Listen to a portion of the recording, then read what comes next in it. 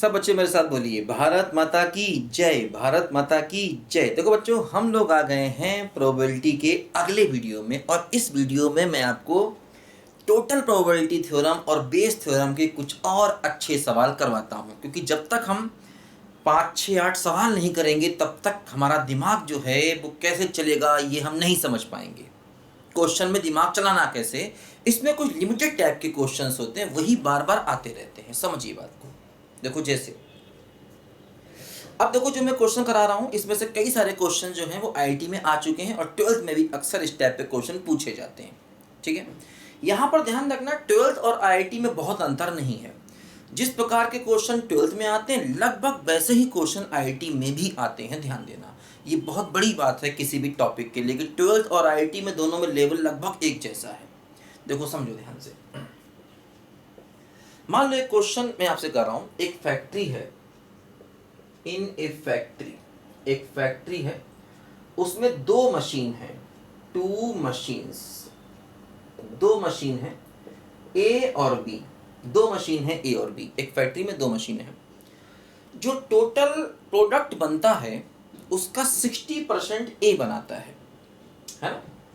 ठीक है, out of total, ठीक है, 60% इज प्रोड्यूस्ड बाई ए। ठीक है, जो टोटल प्रोडक्ट होता है उसका 60% जो है वो ए प्रोड्यूस करता है ना, एंड 40% प्रोड्यूस्ड बाय बी। 40% जो है वो बी प्रोड्यूस करता है टोटल का 60% ए और 40% बी प्रोड्यूस करता है, जो टोटल प्रोडक्ट है। ठीक है, तो देखो अब कह रहे हैं if 2% items of A are defective,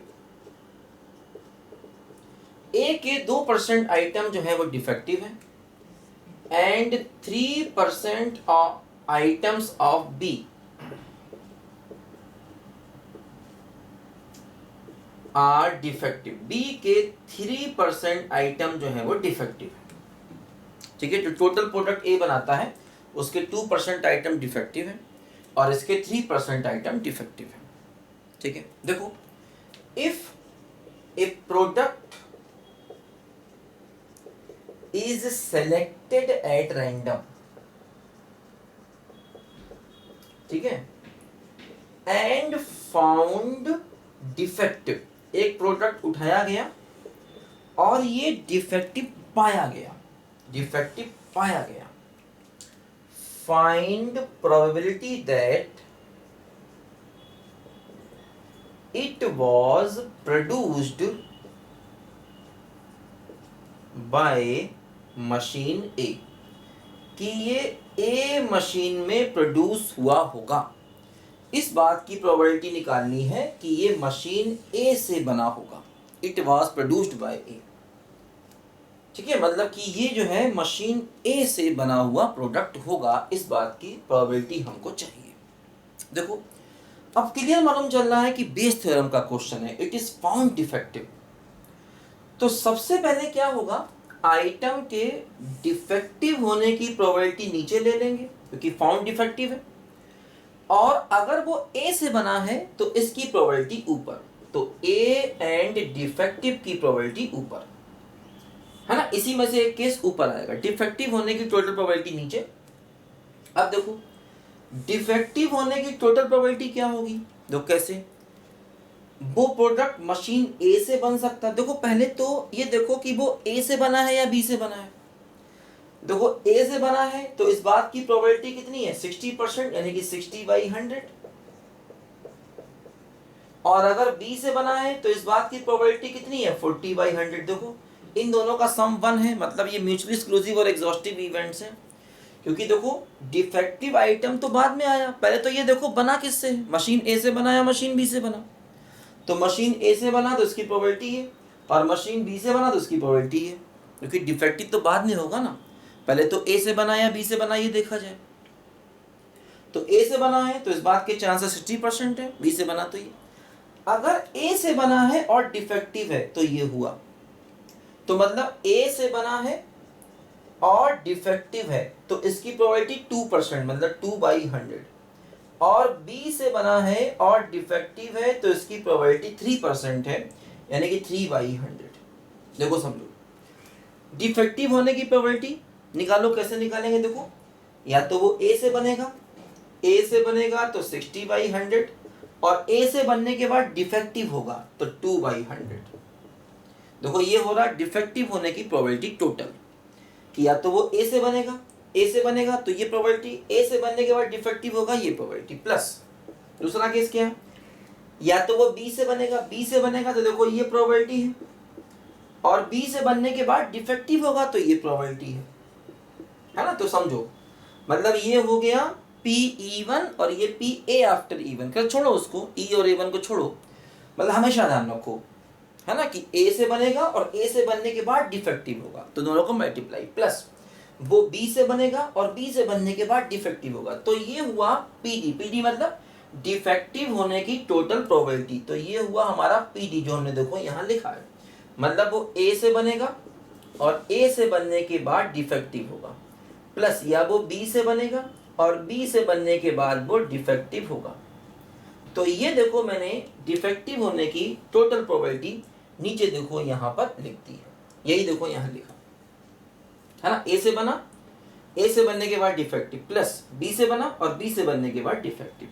ठीक है, अच्छा अब हम चाहते क्या है कि वो ए से बना हो, तो ए वाले केसेस ऊपर ले लो, देखो ये ए वाले केसेस है, ये ऊपर ले लो, तो 60/100 इंटू 2/100 ऐसे, है ना, क्योंकि हम चाहते हैं डिफेक्टिव हो और ए से बने, तो ए वाले केसेस को ऊपर ले लेंगे, तो ये हमारे क्वेश्चन का फुल एंड फाइनल आंसर हो जाएगा, है ना। देखो बेस थ्योरम में क्या होता है, जो केसेस नीचे आते हैं उन्हीं में से एक केस हमेशा ऊपर जाता है। तो कौन सा केस ऊपर गया, जिसमें वो ए से बना है, तो पहले ए से बना एंड डिफेक्टिव ये, प्लस बी से बना एंड डिफेक्टिव, तो ये हुआ डिफेक्टिव होने की टोटल प्रोबेबिलिटी, और इसी में से एक केस कहां पहुंच गया, ऊपर पहुंच गया, बस समझे। तो इस तरीके से देखो यहां पर ये क्वेश्चन हमें करना होगा। ठीक है, लिखो जल्दी से, अच्छा क्वेश्चन है, जल्दी लिखो इसको।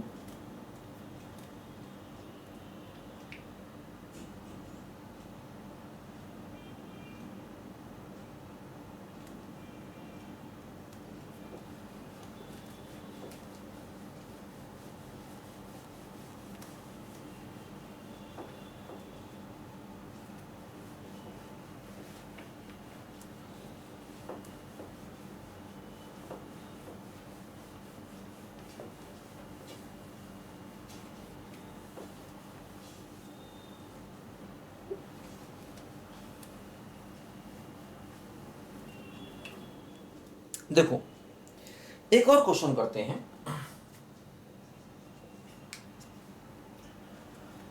क्वेश्चन देखो ये है, इन ए मल्टीपल चॉइस क्वेश्चन, ठीक है, मल्टीपल चॉइस क्वेश्चन मतलब कोई मल्टीपल चॉइस क्वेश्चन है, मतलब 4 ऑप्शन वाला, ठीक है। A student either knows answer or guess the answer,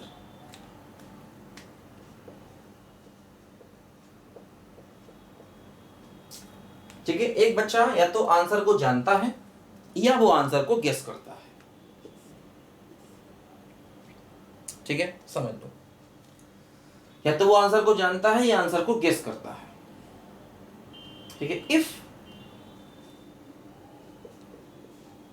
probability that he knows the answer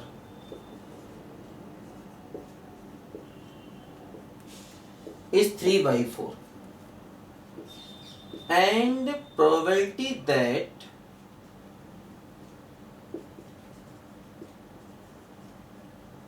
guess the answer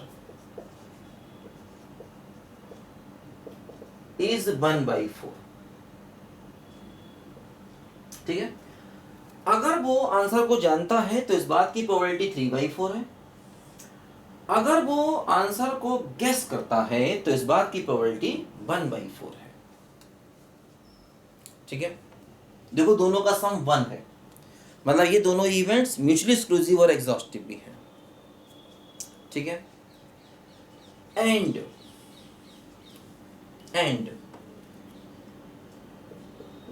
probability that answer is correct if या when he guess the answer, है ना। इस बात की प्रोबेबिलिटी कि आंसर सही है जबकि वो आंसर जानता है इज 1/4, है ना। इस बात की प्रोबेबिलिटी कि उसका आंसर सही है जबकि वो आंसर को जानता है वो 1/4 है ना। And his answer was found correct. Find probability that he guesses the answer. ऐसा क्वेश्चन है, मतलब एक मल्टीपल चॉइस क्वेश्चन है। एक बच्चा या तो आंसर जानता है या गेस करता है। इस बात की प्रोबेबिलिटी कि वो आंसर जानता है 3/4 है। Probability that guess the answer is 1/4। इस बात की प्रोबेबिलिटी कि वो आंसर गेस करेगा 1/4 है। And probability that answer is correct when he guesses the answer is 1/4। मतलब अगर वो आंसर को गेस करता है और गेस करने के बाद वो आंसर को सही करता है तो इस बात की प्रोबेबिलिटी फिर से 1/4 दी गई है। ठीक है, and his answer found correct, उसका आंसर सही पाया गया। Find probability that he guesses the answer, इस बात की प्रोबेबिलिटी बताइए कि वो आंसर को गेस करता है, मतलब उसका आंसर सही पाया गया। देखो क्या क्या दिया है, जो जो दिया है। देखो सवाल में हमेशा सवाल काफी लंबा होता है तो पढ़ते जाओ और जो जो दिया जाए उसको लिखते जाओ। हमेशा सवाल काफी लंबा होता है। देखो पहले क्या है, knows the answer. Probability that knows the answer is this, मतलब अगर वो आंसर को जानता है, नो KNOW नो, आंसर को जानता है तो इस बात की प्रोबेबिलिटी 3/4 है। अगर आंसर को गेस करता है, देखो प्रोबेबिलिटी ऑफ गेस, इस बात की प्रोबेबिलिटी 1/4 है। आंसर को जानता है तो 3/4 और अगर आंसर को गेस करता है तो 1/4। अच्छा, अगर आंसर को गेस करता है और आंसर सही है, मतलब आंसर करेक्ट है और आंसर को गेस करता है तो इसकी प्रोबेबिलिटी भी 1/4 है। सोचो ये 1/4 होना ही है क्योंकि सही आंसर 1 होगा और टोटल आंसर 4 है। अगर मैं कहूं कि मैं आंसर को गेस करके सही करना चाहता हूं तो इस बात की प्रोबेबिलिटी क्या होगी, 1/4 होगी क्योंकि टोटल ऑप्शन 4 है और सही आंसर 1 है। ये तो दिया गया, अदरवाइज निकाल भी सकते थे हम। जैसे IIT में एक बार एक सवाल आया था, उसने ये चीज़ नहीं दी थी, उसको बच्चों को खुद ही निकालना था कि वो गेस करेगा और आंसर सही होगा। करेक्ट मतलब आंसर सही है और गेस कर रहा है, मतलब गेस करने के बाद आंसर सही है तो 1/4। अब कह रहे हैं कि इस बात की प्रोबेबिलिटी बताइए कि उसका आंसर सही पाया गया, उसका आंसर सही पाया गया। तो इस बात की प्रोबेबिलिटी बताइए कि उसने आंसर को गेस किया था। तो देखो या तो जानता है या गेस करता है। अगर गेस करेगा और आंसर सही होगा तो प्रोबेबिलिटी 1/4 है। अब समझो अगर आंसर सही है और वो जानता है तो इस बात की प्रोबेबिलिटी 1 होगी। जो नहीं दिया ये हमें अपनी तरफ से लिखना है। समझो बात को ध्यान से, बहुत इंपॉर्टेंट समझो कि वो आंसर को जानता है और उसका आंसर सही होगा। इस बात की प्रोबेबिलिटी कितनी होगी, बोलो 1 होगी। His answer is correct and he knows the answer. His answer is correct and he knows the answer. वो आंसर को जानता है जबकि आंसर सही है, इसकी प्रोबेबिलिटी 1 होगी क्योंकि ये सर्टेन इवेंट हो गई। मैं आंसर जानता हूं, मुझे सही करना तो निश्चित इवेंट है, निश्चित। और निश्चित इवेंट की प्रोबेबिलिटी क्या होती है, हमेशा 1। Certain event probability 1। प्रोबेबिलिटी 1 का मतलब इस इवेंट का होना निश्चित है ना। जैसे कि भाई प्रोबेबिलिटी की वैल्यू क्या होती है, 0 से 1 तक होती है। अगर प्रोबेबिलिटी 0 है इसका मतलब वो इवेंट कभी नहीं होगी, और अगर प्रोबेबिलिटी 1 है इसका मतलब वो इवेंट का होना निश्चित है। तो अगर मैं आंसर जानता हूं और आंसर को सही करूंगा तो इस बात की प्रोबेबिलिटी 1 होगी, हमेशा ध्यान दो। ठीक है, देखो अब अगर मेरा आंसर सही है, probability of answer is correct, तो क्या होगा, देखो क्या होगा समझो। या तो वो बच्चा आंसर जानता होगा और जानने के बाद वो है ना आंसर को सही करेगा, पहला केस। दूसरा केस, या तो वो आंसर को गेस करेगा और गेस करने के बाद उसका आंसर सही होगा, दूसरा केस। देखो दो केस बनेंगे, आंसर के सही होने के दो केस बनेंगे, समझो आंसर के करेक्ट होने के दो केस बनेंगे। या तो वो आंसर को जानता होगा और जानने के बाद सही करेगा, दूसरा केस। या वो आंसर को गेस करेगा और गेस करने के बाद सही करेगा, दूसरा केस। तो ये हुआ आंसर के सही होने की प्रोबेबिलिटी। तो अब देखो गेस करेगा इस बात की प्रोबेबिलिटी 3/4 है, और गेस करने के बाद सही करेगा इस बात की प्रोबेबिलिटी 1 है। सॉरी, जानता होगा, सही जानता होगा इस बात की प्रोबेबिलिटी 3/4 है, और जानने के बाद सही करेगा इसकी प्रोबेबिलिटी 1 है। अगर वो गेस करेगा तो इसकी प्रोबेबिलिटी 1/4 है, और गेस करने के बाद सही करेगा इसकी प्रोबेबिलिटी भी 1/4 है। दो केस बन गए।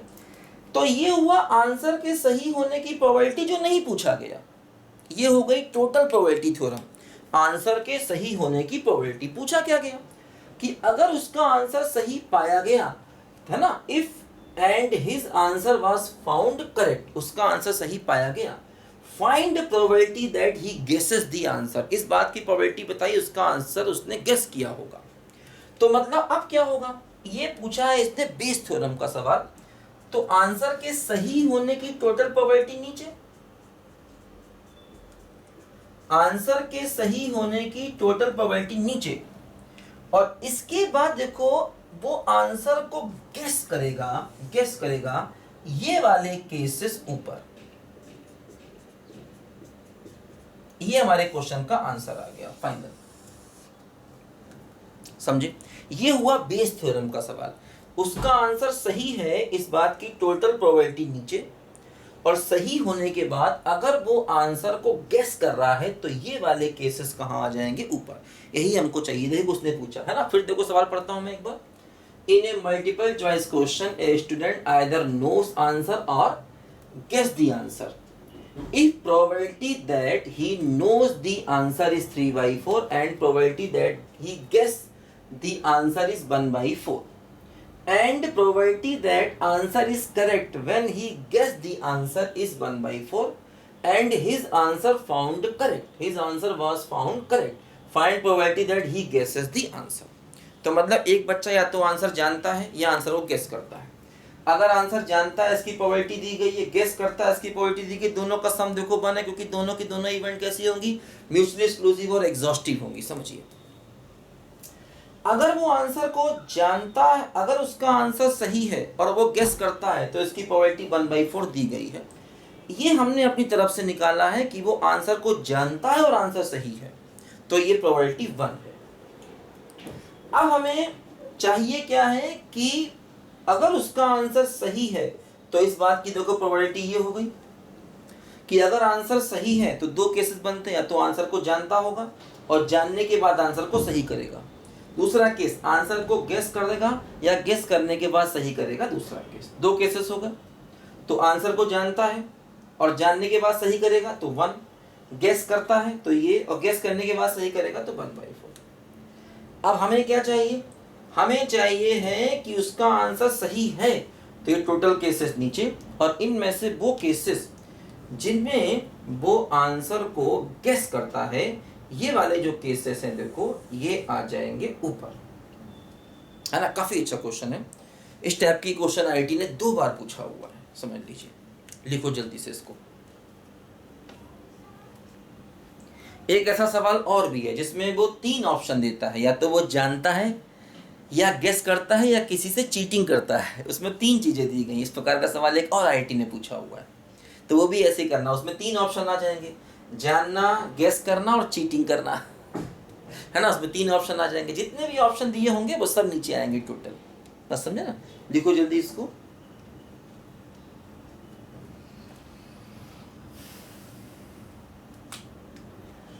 चलो बुलावा आया है, माता ने बुलाया है, हो ऊंचे पर्वत पे रानी माँ ने दरबार लगाया है।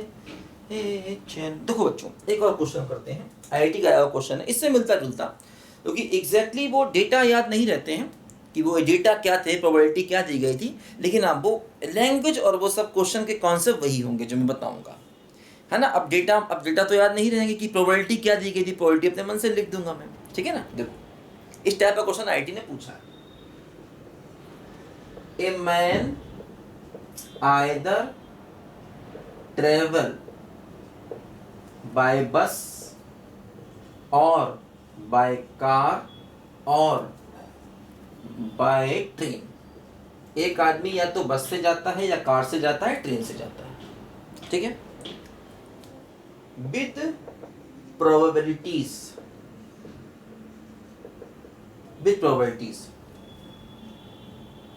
1/4, ठीक है, 2/4, 1/5, 2/5, 7 करते हैं। With probabilities 1/7, 2/7, 4/7। मतलब अगर वो रेस्पेक्टिवली यानी अगर वो बस से जाएगा तो ये बस से जाने की प्रोबेबिलिटी, अगर वो कार से जाएगा मतलब ये बस से जाने की प्रोबेबिलिटी है, ये उसके कार से जाने की प्रोबेबिलिटी है, और ये उसके ट्रेन से जाने की प्रोबेबिलिटी है ना। देखो तीनों प्रोबेबिलिटीज का सम 1 है, इसका मैंने ध्यान रखा है, क्योंकि ये जो इवेंट पहले होती है ना, ये हमेशा म्यूचुअली एक्सक्लूसिव और एग्जॉस्टिव होती है, ध्यान रखो, ठीक है। अब देखो अगली बड़ी खतरनाक चीज दी गई है। इफ probabilities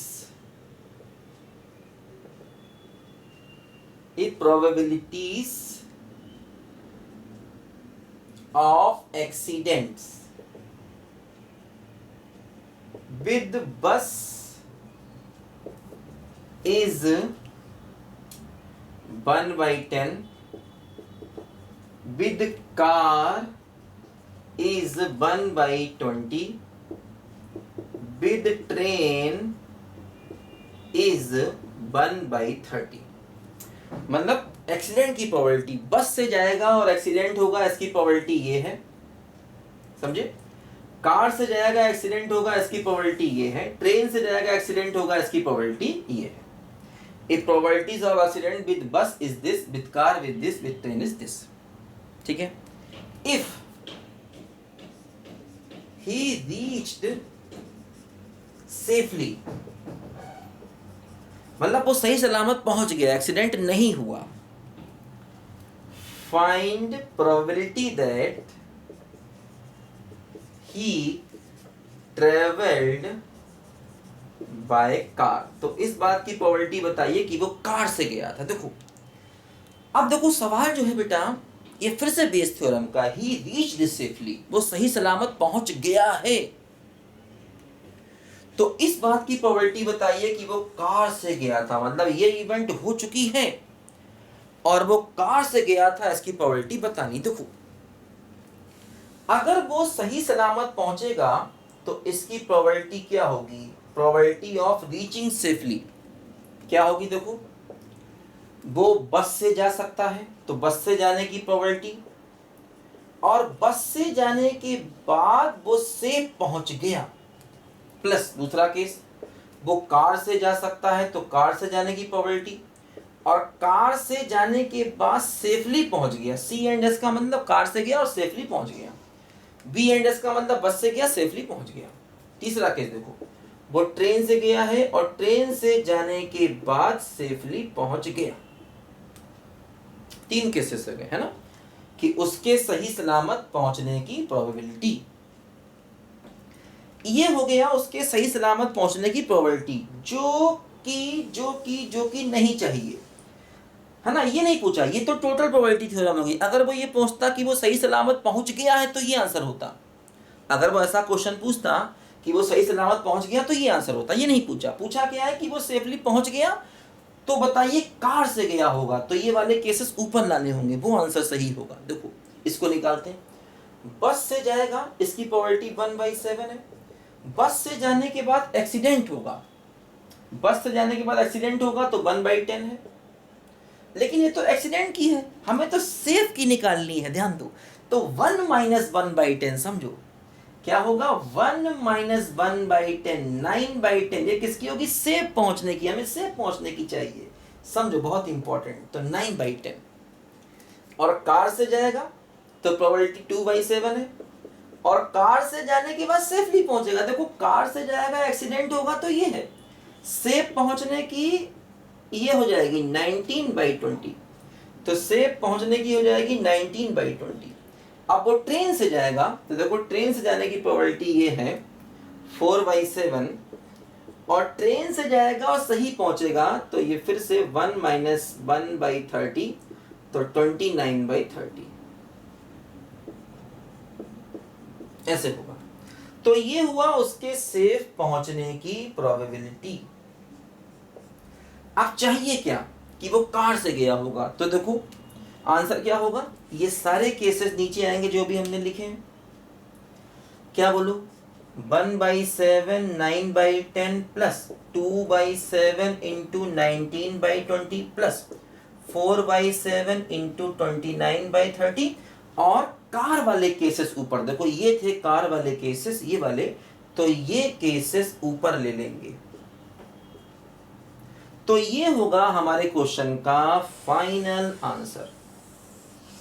टोटल केसेस नीचे, 3 केस थे टोटल केसेस नीचे, और कार वाले केसेस देखो यहां पर ऊपर आ गए, ये वाले केसेस ऊपर। ये हमारे क्वेश्चन का फाइनल आंसर। तो बेटा ये भी बेस थ्योरम का ध्यान रखना, सेफ पहुंचने का निकालना। यहां दिया एक्सीडेंट होने का, तो 1 में से घटाएंगे तो सेफ पहुंचने का निकलेगा, ठीक है। क्योंकि probability of A plus A complement का सम कितना होता है, 1। तो एक्सीडेंट होना और सही पहुंचना मतलब एक दूसरे के कॉम्प्लीमेंट हो गए, कि ये हुआ एक्सीडेंट होने का, तो सही पहुंचना मतलब एक्सीडेंट का नहीं होना, तो 1 - दिस। यहाँ पर भी एक्सीडेंट का नहीं होना, यहाँ पर भी नहीं होना, तो ये यहाँ पर रखनी होंगे, ध्यान दो। काफ़ी अच्छा क्वेश्चन, एक बार फिर से आपके सामने, ठीक है बच्चों। तो लिखो जल्दी पहले। अच्छा एक और क्वेश्चन कर लेते हैं, एक और क्वेश्चन कर लेते हैं।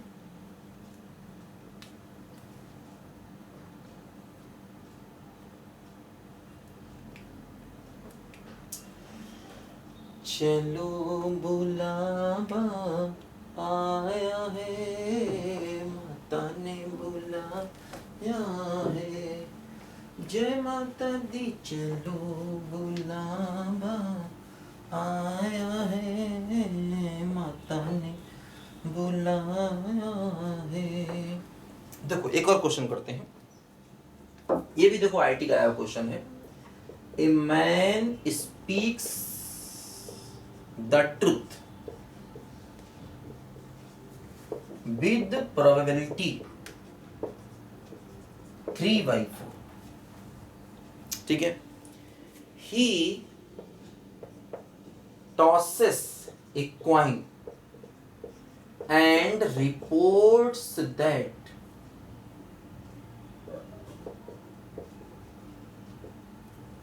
six comes out. Find probability that it was actually a 6, ठीक है। देखो क्या कह रहा है, कह रहा है एक आदमी सही बोलता है और उसके सही बोलने की प्रोबेबिलिटी 3/4 है, तो उसके सच बोलने की प्रोबेबिलिटी है 3/4। ट्रुथ, ट्रुथ मतलब सच। तो उसके झूठ बोलने की प्रोबेबिलिटी एफ, एफ मतलब फॉल्स, मान लो गलत, उसके झूठ बोलने की प्रोबेबिलिटी क्या होगी, जो नहीं दी है वो क्या होगी, 1 - 3/4 हो जाएगी, यानी कि 1/4 हो जाएगी। समझिए, ये देखो हमने अपनी तरफ से निकाला, क्योंकि सच बोलने की प्रोबेबिलिटी है तो झूठ बोलने की प्रोबेबिलिटी ये होगी। हमेशा ध्यान रखो, सच बोलने की प्रोबेबिलिटी प्लस झूठ बोलने की प्रोबेबिलिटी का सम कितना होगा, 1 होगा। ठीक है। अच्छा, कह रहे वो एक टॉस करता है कॉइन को, he tosses a coin and report that 6 come out. जैसे कि उसने बंद कमरे में एक सिक्के को फेंका, ठीक है, सॉरी 6 नहीं, हेड हेड हेड, क्योंकि कॉइन में 6 थोड़ी आएगा, डाइस थोड़ी है, कॉइन में तो हेड या टेल आएगा। जैसे उसने एक बंद कमरे में सिक्के को फेंका और बाहर आके रिपोर्ट किया कि भैया मेरा हेड आया है। उसने बाहर आके चिल्ला के कहा कि अरे भाई मेरा हेड आया है। अंदर कमरे में उसने सिक्का फेंका और बाहर आके चिल्ला के कहा कि भैया मेरा हेड आया है, रिपोर्ट किया कि हेड आया है।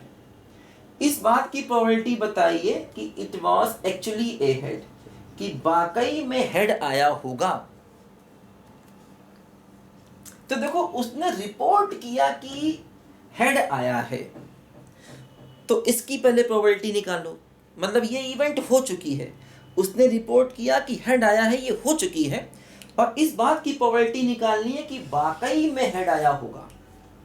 तो उसने रिपोर्ट किया कि हेड आया है, पहले इसकी प्रोबेबिलिटी निकालो।